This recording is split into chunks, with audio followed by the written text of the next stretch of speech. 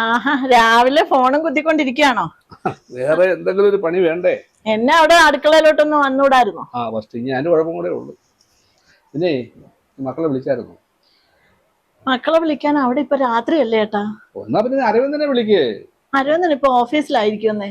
ഓ അത് ശരി. എല്ലാരും തിരക്ക് തന്നെ. മക്കളൊക്കെ ഓരോ കുടുംബമായില്ലേ ഏട്ടാ, ഇനി നമ്മുടെ ആവശ്യം അവർക്ക് എന്തുവാ? നമ്മുടെ രണ്ട് മരുമക്കളുടെയും പ്രസവത്തിന് അവരുടെ അച്ഛനും അമ്മയോടൊപ്പം നിന്നല്ലോ. കൊച്ചുമക്കളെ കൊഞ്ചിക്കാനോ ലാളിക്കാനോ ഉള്ള ഭാഗ്യം നമുക്കില്ല. ഇവിടെ തനിക്ക് അതിനുള്ള യോഗമില്ല.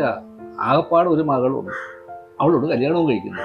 പിന്നെ നമുക്ക് ഈ കൊച്ചുമക്കളെ എങ്ങനെ ഉണ്ടാവും? നമ്മുടെ കുറ്റം അവരൊന്നും കുറ്റം പറയേണ്ട കാര്യമൊന്നും. ജോലി കിട്ടി, സ്വന്തമായിട്ട് വരുമാനമായി, ഇപ്പൊ അവളെ സ്വഭാവം മാറി. ഫോൺ വിളിച്ചാൽ പോലും എടുക്കൂല.